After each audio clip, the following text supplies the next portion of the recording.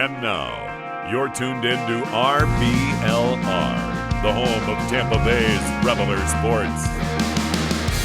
Welcome in to RBLR Sports. My name is Musaab, and I'm feeling like a winner. And maybe, just maybe, that's because our Bucs ended up winning this last Thursday. Well, I have the opportunity to be talking again with the one and only Stephan. Stephan, how are we doing today? Hey, feeling like winners, baby. Another one in the books. It might have not gone as planned, but a W's a W, so we'll take it. Absolutely, a win's a win. And if you're also feeling like a winner, or if you're also feeling like you want to spread some love, then if you could do us a favor, and however you're listening to this, there is a follow button down there somewhere, a like button, or maybe even a subscribe button. And also, we are at RBLR Sports on social media platforms. Well, ladies and gents, it's that time. It's time for the fun. It's time to talk about some Tampa Bay football. Well, we got a lot to go over, but overall thoughts, Stephan, how are we feeling? That 1 to 2 sentence kind of summary, the overall vibe. What did you think of the last game? I would say, my 1 to 2 sentence would be another close call due to penalties, and more penalties. But hey, like we said to start the show, win is a win. I'll take it, especially an away game. The goal kind of is always, go straight wins at home and kind of go half away, and that's another away win, so we'll take it, man. Yeah, I know we talked about this last week, Stephan, but, Thursday night football games can always be a little bit messy. And as I was first watching, I was like, hey, we're looking real hot. I don't think this is going to be too messy. But then the second half came upon us, and I had some different feelings that I'm sure you and I both have, and we'll be sharing very soon. So let's get on with it. Let's start out with the good. What are the good points from that game, Stephan? For me, I mean, forget about playoff Lenny. It's regular season Lenny now, right? I mean, another almost 100-yard on the ground. I believe it was like around 81 yards, 2 touchdowns. And I mean, he's just becoming a full back. I mean, this is catching the ball, running the ball, blocking. He's in all 3 downs now. Also, caught another 7 balls there for around 50 yards. So, this guy is. I mean, I just hope we can keep him, healthy and not, overuse him because we're going to need him in the playoffs. But I am loving what I'm seeing from this guy. Yeah, same here. I mean, I think it's been at least solidified, and the way I see it is that, he's definitely the RB1. He's looking better and better game by game. It's not even the runs or the handoffs that look real nice. It's when he gets tackled or is about to get tackled and he keeps on driving, he keeps on pushing. And, oh, yeah, he's looking more dominant than ever, which kind of makes me think, Stephan, what does this mean for Rojo? It's a good question, and before I answer that one, I wanted to go back to one of your points. I mean, it almost seems like no one wants to tackle him, right? I mean, he keeps getting better and better and just running over people. It's been really cool to watch. But, as to what this means to Rojo, I mean, not to get into the offseason, obviously, so we'll talk about the present, but I don't think I would trade him. Unless you absolutely get, what you're looking for. I'm assuming someone in the secondary for some secondary presence. But, you got to use him a little bit, right? Because like I said, you want to keep Lenny healthy for that. We're expecting a postseason run, right? So you can never have too many running backs as we saw last year, when Rojo went down for a little bit, then Lenny took over. So I would keep him unless you get exactly what you're looking for, that I would assume is someone in the secondary for some secondary help. But I would probably keep him. I don't know how many carries he's going to get per game, to your point, Musa. Maybe, I don't know, somewhere around 5 or 6. I mean, it really all depends how the game's going. Because obviously if we're trailing, he can't catch the ball, so he won't be in there. It'll be Giovanni and Lenny. And if Lenny keeps playing like this, I mean, it's hard not to put him out there. How about yourself? What do you think? Yeah, Stephan, the way I kind of felt about Giovanni Bernard earlier this season or during the offseason was kind of like that situational running back, for those certain kind of situations. And that's kind of how I feel about Rojo now. And both Bernard and Jones, that I feel like they're kind of situational or, obviously whenever Lenny's a little banged up. But Lenny is kind of the solidified RB1, if I'm playing fantasy football or whatever, you always see those little previews and, I'm pretty sure they're all going to say, that no need to put Rojo or Bernard in your lineup because Lenny's going to be the one who's dominating, who's going to be getting all the carries. So That's kind of how I see it. And as you said, hoping that we keep him healthy because I'm just thinking, if Lenny gets banged up and all we got left is Jones and Bernard, and obviously we might have another backup who has to Come step on, up I to the think. plate. Exactly. So when that happens, then it just makes it a little bit easier for our opponents to kind of have a better idea of how can they dominate us. So it's a worry because I obviously want to see better from Rojo, but also really happy with the way Fournette is performing. I agree. I agree, and I like your point there. I mean, he's performing really well, and the other guy you mentioned there, Giovanni, as well. I mean, he's catching the. I think he scored, twice in the last 3 games. So, good rotation going there. Obviously, it seems like Rojo fell a little bit out of it because he can't block or catch. But you got to go with who's rolling. In this case, it's Lenny. But I do want to bring up another good item, and I want to hear some praise from you. How about my boy Jamel Dean? What do you think? Oh man, I'm happy with them. I really am. It's always nice to see progress. And that interception was definitely a nice little statement. It was what he needed to kind of show, the coaches, hey, I'm I'm good. I'm worth it. I'm worth the investment, and I'm improving. It's kind of letting the fans know as well that hey, you can worry a little bit less. Obviously, it ain't all sunshine and rainbows in the DB world right now, but things are getting a little bit better the way I see it. Still, some slips here and there, and I think every single one of those DBs should be held accountable. But I'm happy with the way he performed. Honestly, good coverage. They have some very dominant threats, and the way I kind of see the Eagles wide receivers is kind of like it's like a soccer match. One small error, Stefan, and boom, the other team scores a goal, and you know how costly a goal is in a soccer match. So, a few slips can really cost us, and we still had him, but I didn't see anything too costly from Jamel Dean's performance. So it's nice seeing that. It's always nice seeing improvement, and for that reason, that's why I also agree with you. I think he deserves to be on our good list for this past week. Absolutely right, and to your point, I mean, he's had his up and downs to start the season, but now I think the last 3 or 4 games, I mean, he's played very well when relatively well when he's healthy. He has added another pick. I'm liking what I'm seeing, and we went a little bit over this last weekend, but and I think we both agreed on this one as well. I mean, if our guys can get healthy, now you're talking Cockrell's looking good, Dean's looking good. You get Bunting back, Davis back, Sherman back. Maybe this becomes a strength. Who knows? But we're doing good progress. With obviously with all the issues we're having, it's good to see that. But staying on the defensive side, Musa, how about Shaq Barrett making our list again?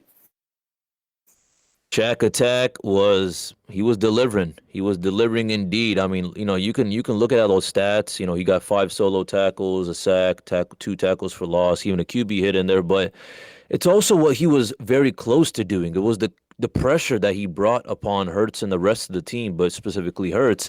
He was chasing him down. We know that. We knew that Jalen Hurts was going to be that dual threat kind of shifty running kind of quarterback.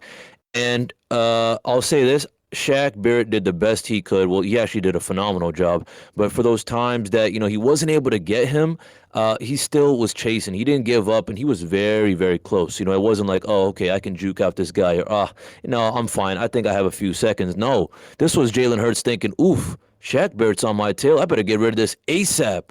And that was really nice to see. It was really nice to see the hustle out there. It's nice to see Shaq Barrett, being like the Shaq Barrett that we all know. So, very, very, very satisfied with his performance this past week. But Stefan, how you feeling?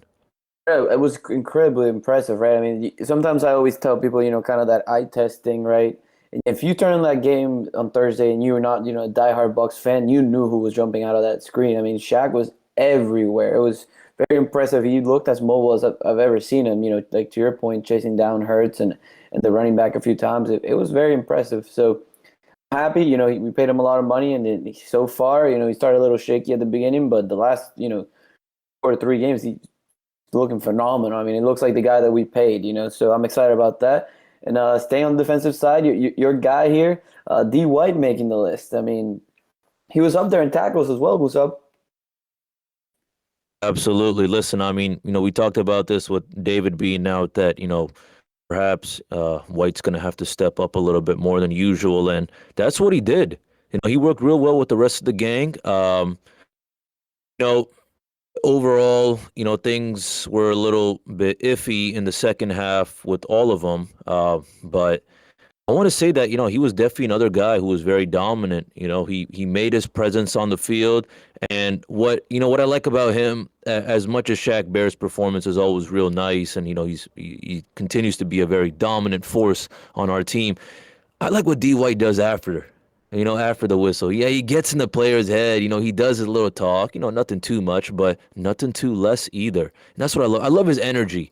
And his energy was needed for this game because obviously David was out. He needed to fire up the rest of the guys, especially people like Kevin Minter, letting them know, hey, we got to put in work. I know you're replacing David's big shoes to fill, but we got this. And I think he was able to cater that to the rest of his teammates. The other thing, right? I always criticize a little bit of his coverage, and I'm going to give you some credit because you love this guy, and I love him too. I just think that he struggles a little bit in coverage, and not having David, I thought maybe could be a bad idea putting this man in coverage. And he even had he went in there, had a pass deflection, and to your point, he had 5 solo tackles, even a QB hit, so he was all over the field as well. He looked extremely good. Shout out to my brother who's a diehard Eagles fan, but he loves White. So he texted me after the game. Musaab, he was like, "Man, that guy's good." I was like, "He's incredible." So it was nice to watch. Moving forward here on our good list and our last item here, something that I think we haven't, in my opinion, praised enough, and they've been looking really good. That offensive line and pass protecting Brady lately. I mean, those pockets are beautiful. Absolutely. The pockets are beautiful, but also I think as well as providing those holds for people like, Leonard Fournette. But, I mean, starting off first, pass protection. Brady didn't get sacked at all. Yes, he still got pressured here and there. That's just part of the game. It's not going to be all sunshine and rainbows, but they did a phenomenal job. And obviously we had a few costly penalties, which wasn't a big fan of. But I think we did a really good job making sure that Brady had a little bit of time. He wasn't too rushed. I think Brady also had a lot of good game plans.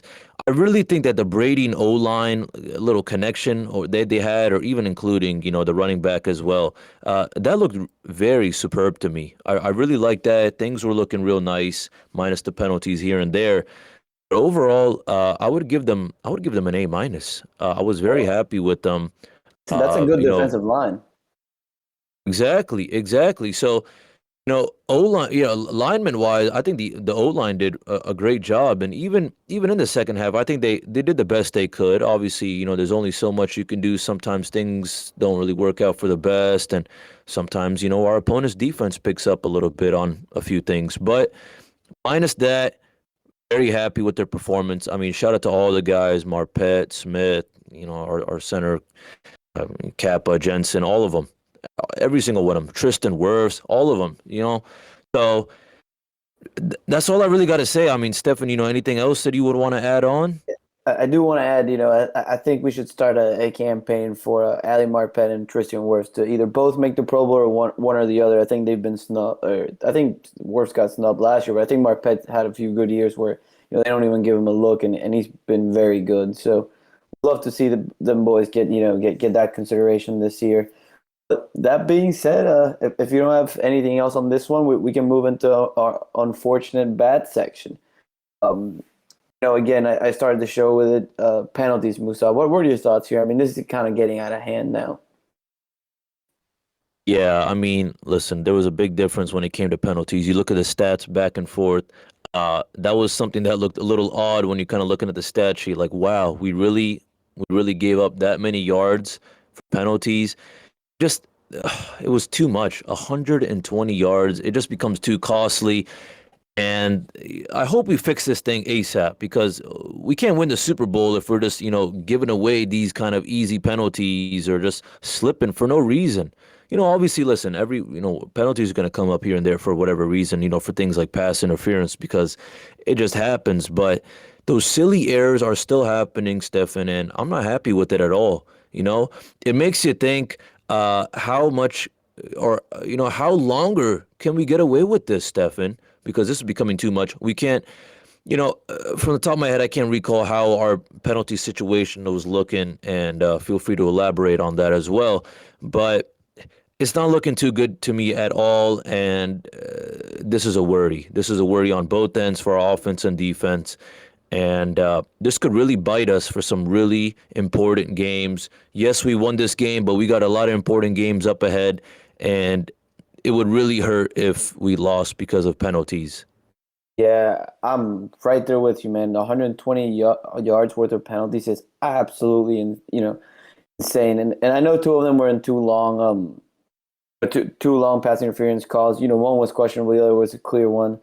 But still you still get you still got the penalties, and really that's what kept them in the game. I mean, we those two drives they got points and we kept them alive. And one they had a 3rd and 20 something. So yeah, I mean these are just getting out of hand in my opinion, and they will bite us. I'm just hoping that maybe kind of like last year's Bears game. It's like after that game we went from one of the highest penalty teams to the lowest.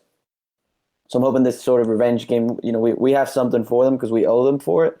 And I'm hoping we can, kind of quick turnaround here. And I don't know what we got to do, but I mean, penalties is too many. 120 yards, I mean, that's too much. It's too much. It's too much, Stephan, because let me tell you something. Once the playoffs come, it's going to be a dogfight. And when the dogfights come up, these penalties are going to be really costly. We got away with it perhaps because we were dominating them throughout the whole game when it came to passing and rushing, and overall, even on the defense.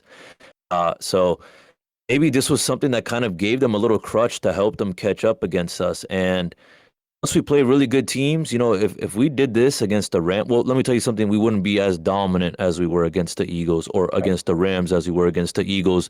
So if it was a dogfight back and forth against the Rams, and we gave up 120 yards, if that's all I knew, that it's a dogfight and 120 yards were given because of penalties, I would probably say, well, yeah, we're probably going to lose, or I wouldn't be surprised if we lose. So this is something that it's like those unforced errors in tennis. For all my tennis fans out there, it's like unforced errors. No one's making you make these penalties. Obviously, some things just pop up. It's like gut reaction, those kind of pass interferences or whatever. But silly mistakes, offsides, or just the unnecessary holding. It's especially when they follow through with the penalty, Stephan. Especially when they get that chance to, hey, okay, well, flag was thrown, but the play's still going on, and hey, we can maybe take advantage of this. Those are the ones that really, really cost you. It's like those and one 3-pointers in basketball. Oh my God, they already got a 3, and they got the and one, and he drew the foul. So it changes the whole dynamic. It's the small things that really matter to me, because if you can't do the small things right, how are you going to do the big things right, Stephan? Yeah, no, and yeah, not to keep harping on the penalty, but it's just not good. And to your point, yeah, we're superior than the Eagles, and that's probably why. But someone like Buffalo, we have 120 yards, we're going to lose that game. So Absolutely. That's just not good. So hopefully we can turn that around. I think a lot of that has to do with the mental. So hopefully we're more focused and we kind of leave this behind us. But being or bad, this is kind of surprising for me. Jaden Mickens has been kind of not good this year, and I'm honestly shocked because last year I thought he was a good contributor in the special teams, especially punting and kick returning. He looked, better than what we've had in the past years, like way better. And then this year he's just not been good. I mean, in this past game he caught 3 punts and all he returned them for a total of 21 yards. Your thoughts about him? Your thoughts about, obviously it seems like we're moving on from him. So what do you think? From our guy Jaden here. Even last year, I never thought anything special of Mickens. I thought he was just something nice to have on our team that helped us win the Super Bowl. But this was something we talked about during the offseason, Stephan. It's a special teams that can really change the dynamic, and having a good punt returner, kick returner can really change the ball game for sure. And now that we're kind of saying goodbye to him, it's time for Darden to step up, or even anyone else, but all eyes are on Darden for sure. This was kind of something discussed about during the offseason, that if not Mickens, then Darden. So we'll see how this plays out, Stephan. But now this is up to Jalen Darden. Is he going to take the pressure and take advantage of it because he knows that, hey, a Super Bowl team like us doesn't have any more options. We're counting on you, Jalen, to rack up some yards, help us out, get down the field. Or is the pressure going to get to him? he going to have those kind of rookie moments or whatever? I guess that's something we're going to definitely find out for sure now that Mickens is out of the equation. That's a little more solidified. Or, all right, well, Mickens, we gave you your chance, but now it's time to, move on. So on to the next one, Stephan. We'll see how it plays out. Wishing for the best. Now, obviously not super, super high expectations because, hey, he's just a rookie. He's going to need a little bit more experience. But hey, I guess we're happy. I guess I'm happy that we're throwing him in now than later because Agreed. Yeah, it could have been. We want him to be as good as possible for the playoffs. Agreed. That way you don't throw him in like a big playoff game. So I agree there. And I guess I disagree a little bit with you from last year because I thought he wasn't special, but he was better than what we've had. So it's just to me, the going from that to like just not being good all of a sudden, a little bit shocking. Another thing that made our bad items here. We haven't put together 4 quarters. I think, Musaab, and I kind of wanted to bring that up to you. In your opinion, have we played in any of the games we played so far 4 good quarters? No, I don't think so.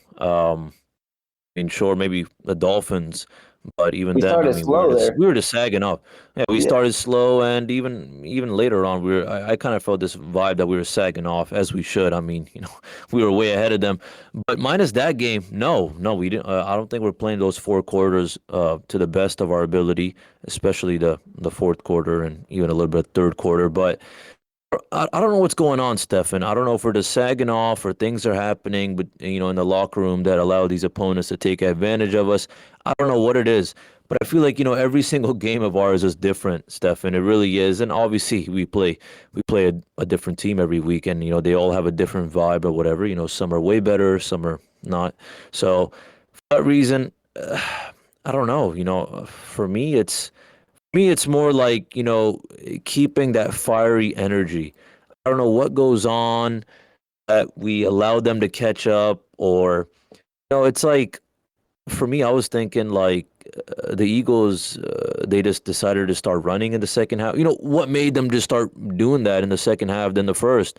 Well, probably because of the way our Bucs were performing or the way that, the vibe that they got from our defense. So, I don't know. That was a big mystery mark for me. It's one thing to kind of have those kind of games here and there, Stephan, but seeing this kind of happen over and over again, this is another concern.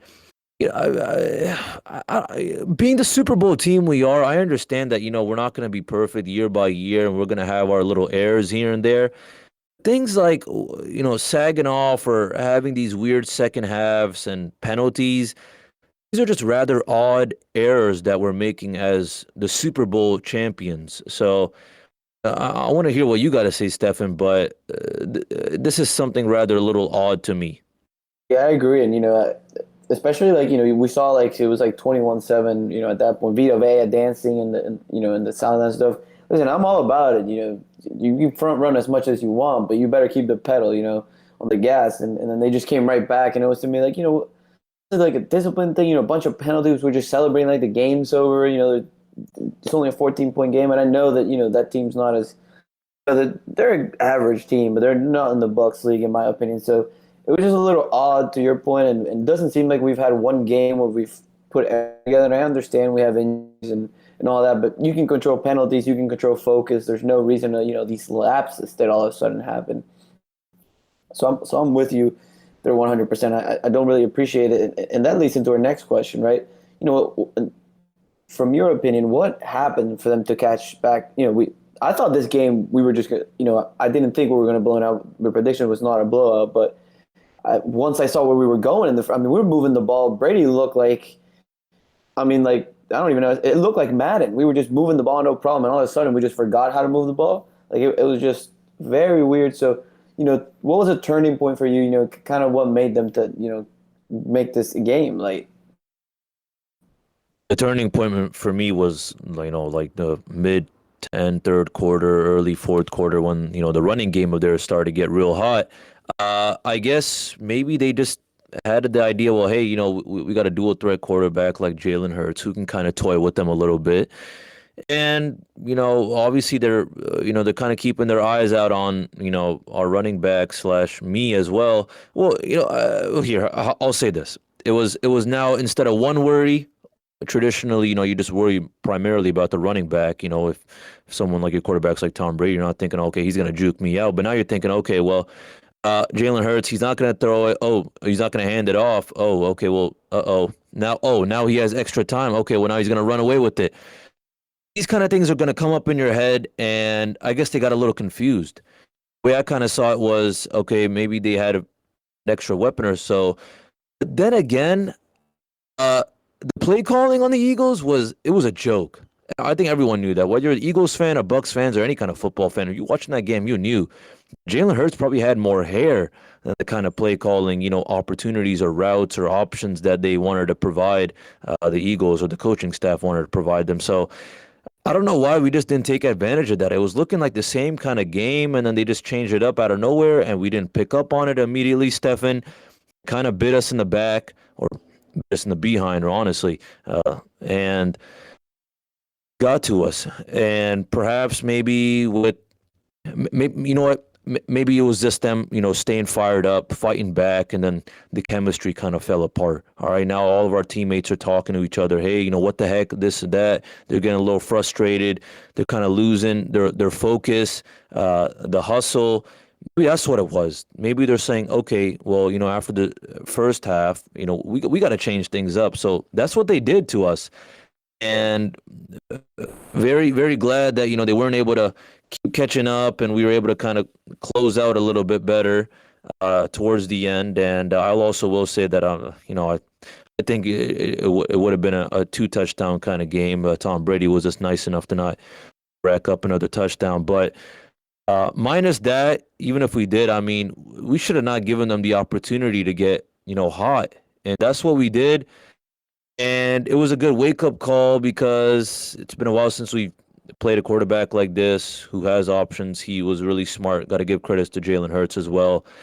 But then again, I mean, the overall team of theirs was not anywhere close to how dominant as we were. And the fact that we let them kind of catch up is not something I'm happy about at all, Stephan. I agree in it, and where I would disagree a little bit. I think that the running of them running, was kind of, we were up so much, which I hate when NFL coaches do this, but then they go, on that three deep, do nothing over the top, but then you just leave people run, and then next thing you know, you look at the scoreboard and it closes a one possession game. So that might have just been play calling, but I mean, the other reason to me was that big 4th and 3, right? I didn't really understand the play call there in the fourth quarter from Bruce, right? I don't have a problem going for it, but your best option is, OJ Howard down the field to the right-hand side. That was a little weird. I thought Musaab, and also, if he wasn't going for it earlier in the game when we were up 14, then why go for it late? Then just punt it, because you have a struggling defense, make him go the whole way. So that was a little baffling to me. And I kind of wanted to get your thoughts on kind of that whole scenario, because really that's, besides for me, it went to, two things. Penalties kept their possessions alive, and obviously that 4th and 3 call to go for it there in the fourth quarter make this game, closer than it should have been. Because if we, and then again, to Bruce's point, if we get the first down, the game's over, right? But it didn't happen, so. Yeah, I think the smart and calm way that Bruce Arians had, or the whole coaching staff had in mind, the way we wanted to close out this game, was not the way it actually happened. I think we had in mind that, we obviously weren't going to still stay fired up for whatever reason that was. But things popped up. Things popped up that we weren't ready for, and all I can say is I hope we just take it as a learning opportunity. Every team is different. They had their own kind of strengths compared to other teams, and I hope we picked up on that for the next game, because that's going to be very, very important. Agreed. So that being said, that ends our bad segment, which is it was interesting, right? I mean, there was a lot of good, but there was a lot of bad. But at the end of the day, we pull out a win. And that's really all that matters, right? Another away win, and the Bucs are, 5-1. So, and hate on that. So that being said, let's go to one of our favorite segments here, the RBLR moment, right? I mean, what did you enjoy, as a fan most from this game? For me, it was the OJ Howard touchdown. And it wasn't just the catch or just seeing OJ Howard back. It was from start to finish, Stefan. It was just seeing the classic Tom Brady sagging, low drop back and the beautiful rainbow pass. It was like no effort at all was needed from Tom Brady for that throw. Just landed straight into OJ Howard's hand. And then, I mean, we all know the OJ Howard story coming back from the injury, out all year last year. He's back. He's looking good. And he's a dominant force. I'll tell you that. I think this was, for all my tight end fans out there, to all my Bucs fans, to everyone, the tight end competition is looking real good. All right, we got all kinds of weapons. I like them all. I really do. I don't have a favorite for all of them. Obviously, I'm not gonna lie. I do have a little bit extra love for Gronk. Maybe that's because I have this jersey. But minus that, Stefan, I seriously think that the tight end room it's looking very competitive, and that was really nice to see OJ Howard rack up a touchdown. And I mean, it's always good to see him back. I think his physicality is something that kind of is above Gronkowski and Bray. And I hope he takes advantage of that. He was absolutely dominant at Bama, and the few times I've seen him play for the Buccaneers in the past, he's been looking good. He's had his ups and downs, but Hasn't from lived now up on, to that, though. yeah, hasn't lived up to the hype at all. No, I won't. Yeah, I won't say he's lived up to the hype at all. I think he needs a little bit more time. I think he's just had a little bit of a rough start, perhaps, but I guess that's something we'll just have to find out, game by game, Stefan. Very, Yeah, very happy with that. Very happy with that play overall. I would agree. It's good to see him back in the end. So, right, and this is the best game he's played all year. I think we can both, conclude on that one he finally looked like he was part of the offense this week. Me, Musaab, though, I'm going again with my guy. I mean, just because I predicted that he would have 5 picks this season, I'm going with Dean again. And maybe it's just as a fan, I'm on the train now. Just because we've seen the up and downs, we've seen the injuries he's had, and just to see him, with another good game, he's basically on the spotlight, right? I mean, it's him, Cockrell, and that's about it. Because all the other guys are new, and Sherman was our, the kind of the guy and got hurt as well. So very happy to see Dean, bounce back, and as a fan, I just really enjoyed it. I mean, he kind of became a receiver in that play, right? And he showed his hands, caught the ball. It was really nice. Oh yeah, speaking of receiver, I mean it honestly, like that last 2 seconds, or not even that last second of that catch or that interception, it looked like honestly that he was the wide receiver, Yeah. and the other guy was the DB. So yeah, I'll tell you that was really nice to see as well. And I'll give it to you. And I think he just realized he needed to step up. And I'll also say this as well to all of my fans, but also to you, Stefan. The trash train isn't departing anytime soon, so perhaps I'll have to hop on this Dean train with you as well, Stefan. I'll keep an eye out on him for sure this upcoming game. We'll see what happens, right? We'll see. Hopefully, it keeps it coming. I mean, we'll see how it goes. Another rookie, another younger quarterback this week, so hopefully he can take advantage there. But let's move on to the injuries and signings and cuts. The Bucs have a lot of questionable players for this week. The big ones are Levante David, Gronk, AB, and Winfield. Winfield was still in the protocol as of yesterday, Musaab. He did practice, and he was even practicing fielding punts. So that'll be interesting if he gets a chance at it. I guess from what I've read, he needs to pass like an independent doctor test, a concussion test to be able to play. AB was his ankle, and we know that Levante was his ankle as well, and Gronk with the ribs. They're all questionable. I guess it's better than doubtful like Sherman, which is 2 to 3 weeks. And we also know in the IR we got Bunting, Davis, and Scooter. Overall thoughts on this hospital that we have going on here down in Tampa? Kind of the same vibe as last week is what I'm kind of getting. We're just gonna have to do our best with the roster situation that we'll have this upcoming Sunday. They're gonna be costly, but I have a lot of people like Levante David, Gronk, AB, Winfield. they're great guys, they're great players, and I'm hoping that, listen, we need to give them time, and they should be just able to pick up immediately off, when they come back to with us. My only hope is that they pick up on the changes that are happening as they naturally do throughout the season. With the rest of the team, the overall chemistry, they're going to have to learn, Stefan, that, when they come back, that they're going to have to work with the backups a lot more than they have in the past, because backups have been stepping up. So that's all I really have to say when it comes to people like, David, Gronk, AB, Winfield, even Sherman, Bunting, all of them. It's how are they going to adjust, and we're just going to have to, take this time to just allow our backups to learn as much as possible. I'm not too worried that, we're going against the Bears. They have their strengths, but also their weaknesses. So I'd be a little more worried, if we're going against the teams like the Bills or the Rams this upcoming Sunday. But I feel a little bit more optimistic because it's the Chicago Bears we're playing, and I think, listen, we need to prioritize the rest. I don't want to push anyone too much because it's important that they're all healthy and ready for, the later games we have this season and the playoffs and the Super Bowl, of course. Yeah, I agree. And at the end of the day, none of these guys are, replaceable, especially, guys like Levante, Gronk, AB, Winfield. You're just hoping that we squeeze out another win and try to get these guys healthy for the run, and they jump in right where they were.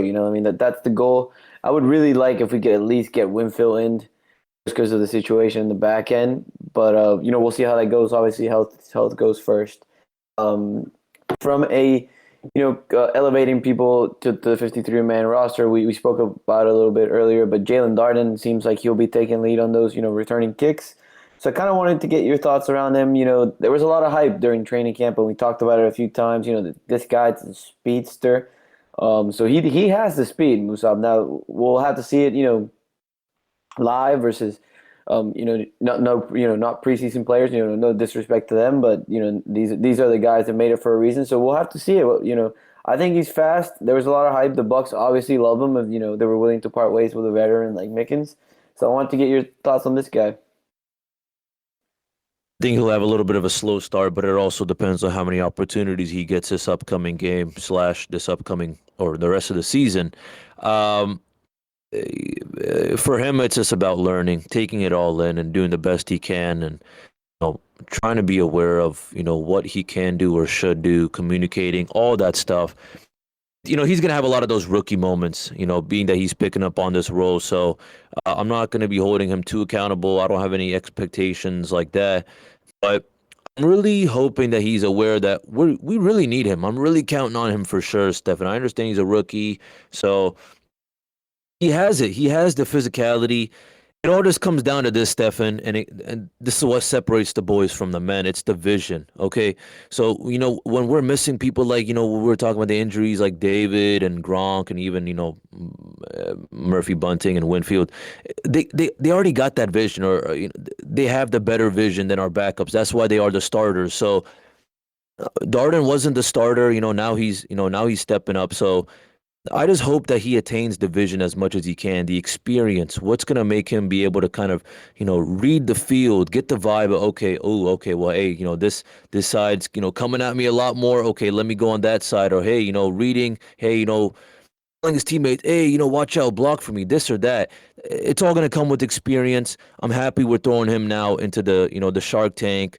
And I just hope that, listen, it's kind of like what I've been saying about Dean. I just hope that game by game he's getting better and he's looking as best as he can for the playoffs and the Super Bowl. Hopefully he brings one to the house this week, and that would be electrifying. That being said, let's move into our Bears Bucs preview. It's a later kickoff in the day, 4:25. The Bucs are favored by 12.5 points. So obviously, heavy favorites, at least by NFL standards, double-digit point favorites. Let's start in the quarterback position for them. Justin Fields, a rookie. They have high hopes for him. Musaab, he was, really good at Ohio State. I would say he's not a Lamar, obviously not Jalen, but he can move. So it's another, kind of testy situation there where you still have to have that linebacker kind of there in the middle. And he can definitely sling the ball. So, your thoughts on him? Um, are we going to be in some trouble? Kind of his play before we dive into his weapons. Are we going to be in trouble? I hope not. Well, are we going to be in trouble? I can't answer that because, well, I guess we'll find out. But should we be in trouble, Stefan? Absolutely not. Enough is enough, Stefan. Tired of these rookies or these backups messing with us, having these semi good to good games against us, and yeah, you said it, he can run a little bit, but I don't even think he's at the level of Hurts or especially Lamar Jackson or Mahomes or anyone else like that. So uh enough is enough, and I hope that we pick up on these things. It's all really just going to come down to how much does our D line dominate their O line and pressure him. He's a rookie. I hope that we kind of get in his head a little bit like that, and we just become a dominant force.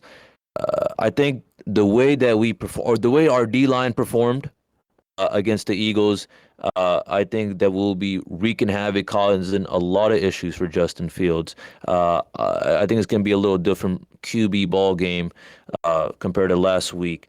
So, listen, he's good. I think he's got potential, but the potential is not going to be too present this upcoming game. I got a lot of respect for him and all that, but he's working with an interesting group. The defense has always been well, I'm not even going to say sunshine and rainbows, but defense has always been nice of theirs. But we all know that the offense has always been a mystery mark overall. They've had it all comes down to the QB. They've had the little iffy QB situation and all that, and being that he's stepping up. I don't know, Stefan. I already said enough is enough, and I hope we pick up on these things. He had his good games. He also had his bad games. He's an up and down kind of player.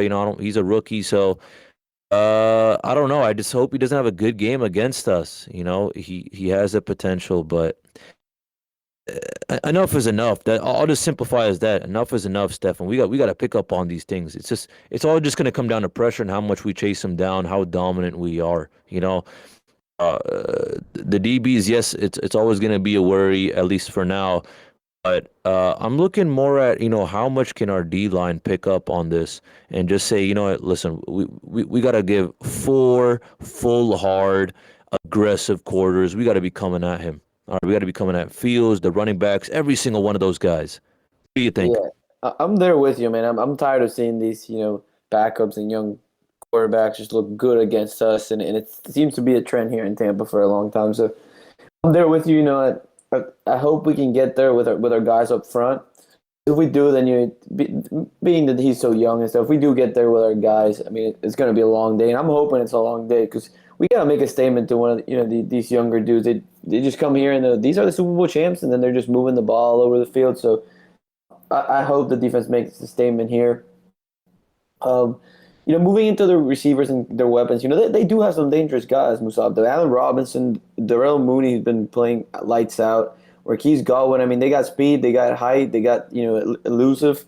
For me, they're a little bit above average.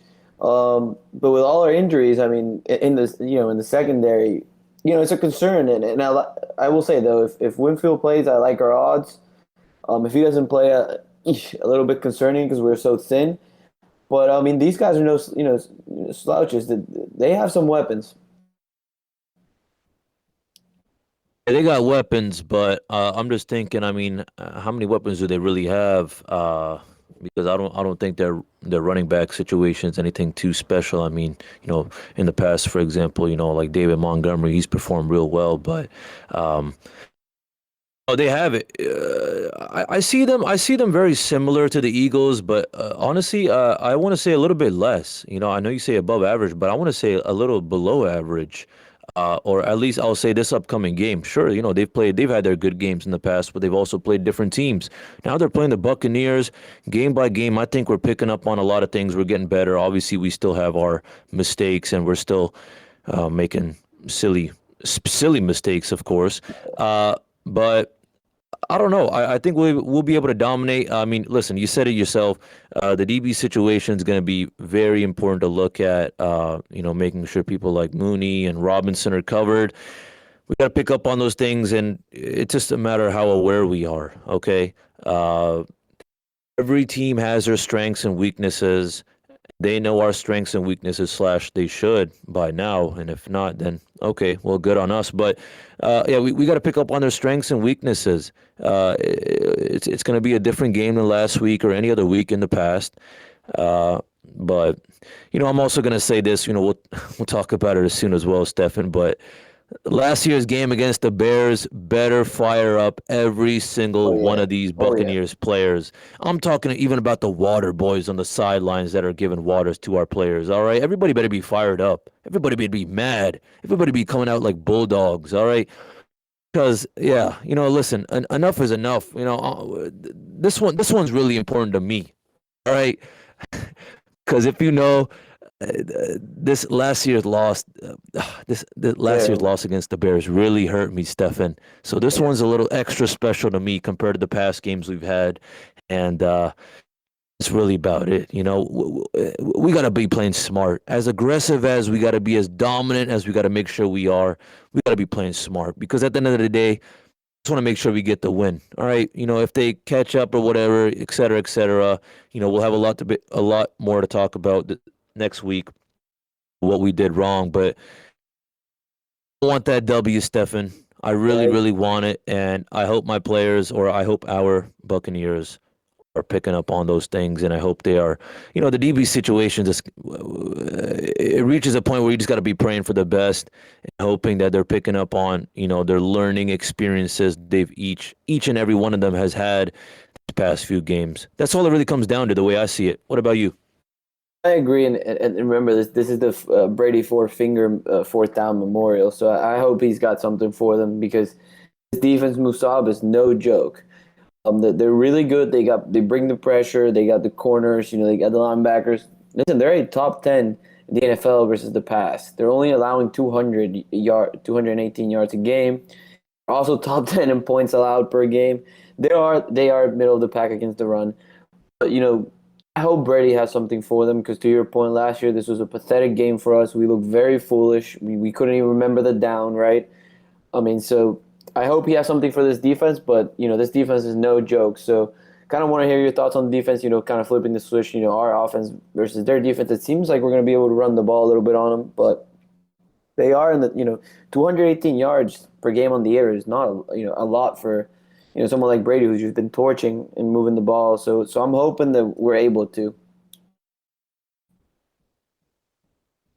I'm with you on that. I mean, it all just comes down to, learning from our past and, remembering last year's game as well. Seriously, that's all I'm going to be thinking about. Seriously, as pretty as I want this game to be, Stephan, I just want that win more than ever. Yeah. I agree, especially because this game last year was very embarrassing for us. So I'm hoping sort of a revenge game. You get out of your bed a little extra amped up for this one. That being said, that's kind of our thoughts on the actual game. But how about we go to the predictions, Musaab? Who do we got, and by how much, and why? I have the Buccaneers winning 27-17. All right. I think we're gonna have another dominant kind of game. I think we'll have our slips. It's just how it's gonna be. Unfortunately, I got to be a little more realistic. But the way I see it is, I think there's gonna be times where we may be going back and forth, but for the majority, we're gonna be very dominant. It's more eyes out on our DBs and their defense. Those are the two big things to look out for, the way I see it. Their defense is coming in hot. They've always been real good. For all my football fans out there, everyone knows that, you'll see a lot of memes that saying, shout out to the Bears for the Bears defense for carrying him, Mitch Trubisky, and that's what they do. They carried it. They've been carrying the team. They got Khalil Mack leading the pack. He is a dominant force. He is scary, and I hope our O-line is ready Yeah, this because will be a challenge. they're coming in hot. And now just imagine you scraped the win against us last year, and now you're thinking, oh wow, we beat Brady and the Bucs. Then you say, oh wow, Brady and the Bucs won the Super Bowl. Well, we beat that team, and they got a lot better. Now we're running it back again, and we kind of have the upside because hey, we won last time, but they're looking different. We're looking different, and I hope we're looking different. I hope we're coming at them stronger than ever. But my only big worry is Stefan is I hope we don't sag off. I hope we don't sag off in the third or fourth quarter because that's what I see happening here and there, and that's what I see them. That's where I see them getting them, some of their points is in third or fourth quarter. It's going to be another kind of learning experience game, but I think we'll be able to kind of dominate throughout the whole game for sure. Um, these things like the fact that we're not playing a full four quarters. I hope these are things that our actual team is aware about. Because this is something that you and I just talked about, but this is something that I know that a lot of fans are concerned about. So it just comes down to how do these take these concerns to consideration? Does our team take these concerns to consideration? And if they do, then it should be a nice game to watch. I'm excited for sure, and I seriously think that we'll definitely be able to get the win. Is it going to be all sunshine and rainbows? No. Is it going to be a really close one, a nail biter? Patriots Buccaneers kind of game? No. It's going to be a good game. I think they'll be able to get their points in. They have a good bunch, and but we're not going to let them. We're not going to let them, and it's just about listen. We can't be the Super Bowl champs and just let these kind of teams just catch up here and there. Is this something that we're just letting them do? I don't know. That's the big mystery mark. I hope I don't see it again, Stefan. That's all I really got to say. 27-17, we're going to dominate, and I hope we don't keep making the same mistakes, but I also think that, things are going to happen, so that's why they're going to get 17 points. What about you? I'm impressed because you said dominant. You only gave it a 10-point game. I'm going to 28-13. I think we have too many weapons to not score on that, that really good defense. I also believe our defense will cause some trouble for that rookie QB, especially we can mount the pressure. So I got 28-13 Bucs, which would be covering. Our guy, Mr. Musaab, doesn't have our Bucs covering, but does have a win. That's all that matters. We'll see how it goes. I think, like I said, the pressure on them will be the difference if we can, kind of win comfortably. If we don't get to them and they can score a few times and then their defense is really good, then it'll be a close ball game. But hey, we both got them winning, and that's all that matters, baby. So let's move to our last and favorite segment here, Mr. Fantasy. Who is your Buck, Mr. Fantasy, for this upcoming week? Yeah, my Mr. Fantasy is gonna be regular season / playoff Lenny. Okay. And I know we were just talking about, I say 27-17 because I think we're going to be dominating for the majority of the part, but I think they'll be able to catch up. But I also think this. I say, listen, if we don't rack up a bunch of touchdowns, I think it's important to just rack up as many as yards as we can. And that means I'm counting on Leonard Fournette to be running down that field and continue to be a dominant force. And we need to take advantage of that. He's been doing real good. I think that, he has a good idea of what his role is now. It's a lot more solidified game by game. So for that reason, that's why I have him as my Mr. Fantasy. He's been doing real good in the past for, all fantasy owners, but even, on the stat sheet wise, realistically too. So yeah, Leonard Fournette is my Mr. Fantasy. I think he's going to have even a better performance than he did this last game. What about you? Who's your guy? I got Mike Evans. He was a little quiet last week. I think we're going to be able, to your point, establish a running game, which will allow a lot of play action down the middle, down the field. For a big boy Mike, I think he'll have a bounce back game, and I hope to see him in the end zone as well. I think he'll have a big game, so I'm going with Mike. Any thoughts on my prediction there? I'll say this, Stefan. I'm with you. It could be a hit or miss. I'll say all these guys could be a hit or miss, fantasy-wise, not just actual performance-wise. And I say this fantasy-wise because got so many weapons, Stefan. And if you're any of our opponents, or if you're sitting behind that desk on the computer thinking, "Oh my gosh, my my opponent has a few Buccaneers on his roster," well, you best believe at least one or two of them is going to be looking real good. It always comes down to that. There always is that little duo or even trio of amazing performers. And listen, running back wise, yeah, it's going to be playoff Lenny for sure. But I would not be surprised at all if Mike Evans is the wide receiver of the game. But I still got playoff Lenny as my Mr. Fantasy. But yeah, hey, he was a little bit quiet, but hey, perhaps he's gonna be playing real loud this upcoming game. And hey, I'll tell you this: being the Mike Evans he is, being the star wide receiver he has, just with everything he's done for our organization, with all the experience he has under his belt, I'll tell you this: I know for sure that he was very, very, very frustrated with that last year loss against the Bears. I think he's ready. He's got his game face on. He's going savage mode, Stefan. In that game, he had a bad hammy too. So this time he's healthy this go around. So I'm expecting a big game for him. But yeah, those are our guys, our listeners. That's just our predictions and our thoughts. You take them or leave them for what they are. But hey, we do appreciate you being with us here for about an hour today. This wouldn't be possible without you guys listening. So. And like always, if you guys could please follow us on all our big platforms like Instagram, Twitter, and Facebook at RBLR Sports, that would be awesome. As well as please like and subscribe when you do take a listen to the RBLR on a weekly basis. We're on all the major platforms such as Spotify, Apple, Google Podcasts, and iHeartRadio, and plenty more. That's an episode, folks. We're very excited. We both think the Bucs are going to win. We got them by, both of us double digits or more. So here we go, Musaab. I'll leave you with the last word. I'm pumped, and let's get a W. So, ladies and gentlemen, Week 7 is among us.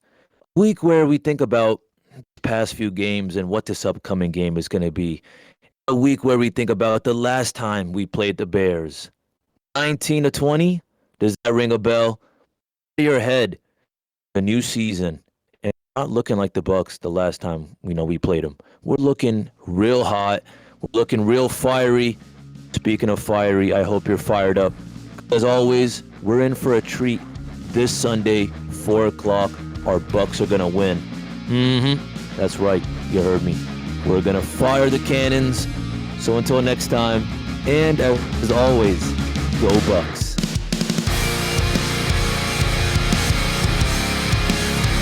Thank you for tuning into this presentation by RBLR Sports. On your way out of the stadium, please remember to like and subscribe.